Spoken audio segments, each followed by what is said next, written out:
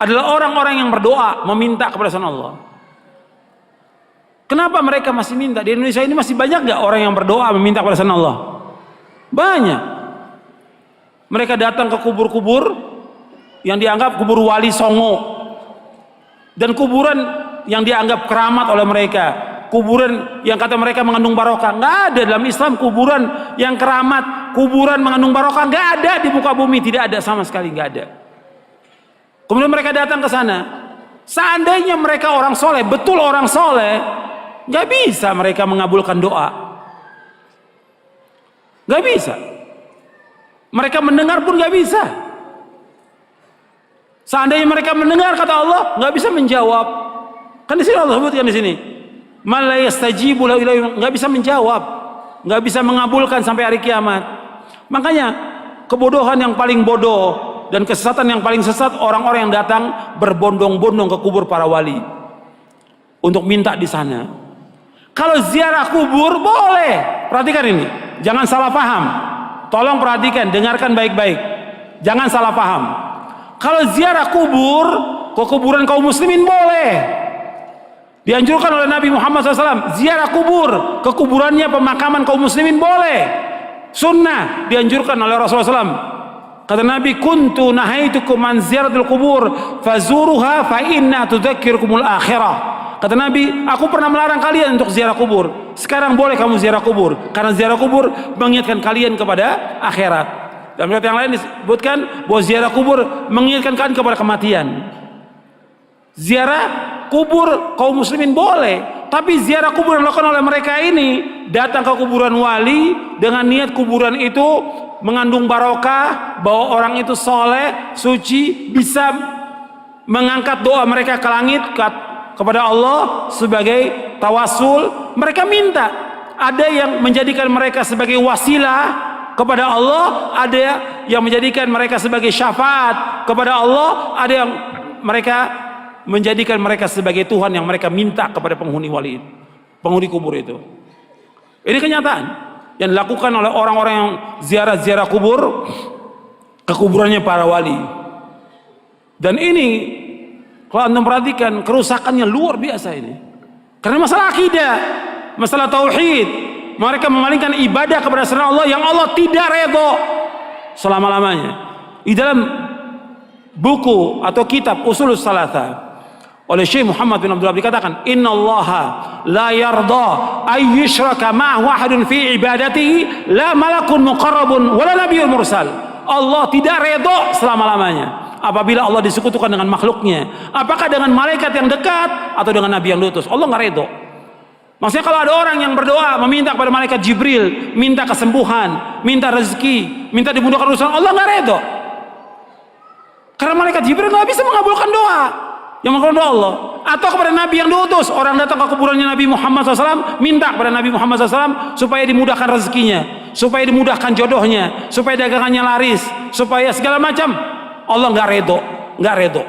Kenapa? Doa itu wajib dipanjatkan dan hanya ditujukan kepada Allah saja, tidak kepada yang lain. Allah nggak redho.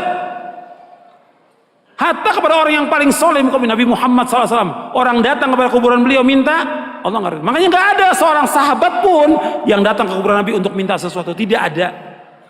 Tidak ada seorang sahabat pun radhiyallahu anhum ajmain yang datang ke kuburan Nabi untuk minta sesuatu, tidak ada sama sekali. Mereka berdoa langsung kepada Allah. Begitu juga setelah wafatnya Khulafaur Rasyidin, nggak ada orang datang. Tapi belakangan di abad kedua, ketiga mulai, siapa yang melakukan pertama kali penyembahan kepada kubur yang dikeramatkan pertama kali di muka bumi? Syiah. Pertama kali, laknatullah alaihim. Pertama kali Syiah yang menyesatkan kaum muslimin. Mereka katakan kubur imamnya, kemudian kubur Husain mereka sembah, mereka tawaf di situ. Itu pertama kali. Sunnahnya orang Syiah, sunnah sayyi'ah, sunnah jahiliyah yang mereka lakukan. Bukan sunnah hasanah, sunnah sayyi'ah. Mengajak orang untuk menyembah kubur. Setelah itu diikuti oleh apa? Diikuti oleh yang kedua, torekot sufiyah. Yang pertama Syiah, laknatullah alaihim.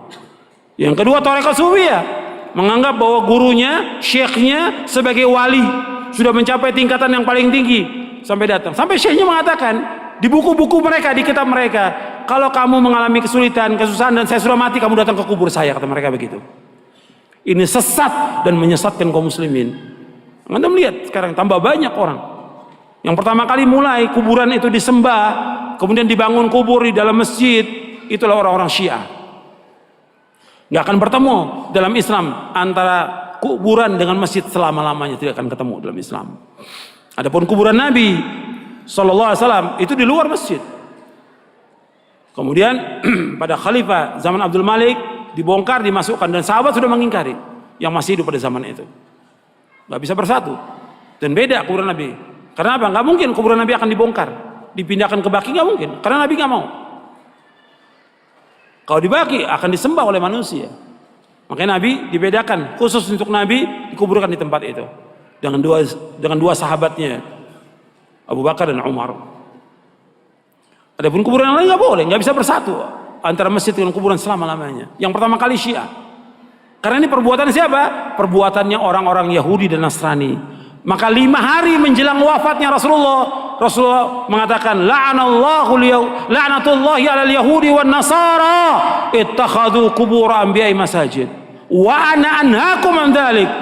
Mudah-mudahan, kata Nabi SAW, 5 hari menjelang wafat, mudah-mudahan Allah melaknat orang Yahudi dan Nasrani karena mereka menjadikan kubur Nabi mereka sebagai tempat ibadah. Aku larang kalian jangan melakukan seperti mereka.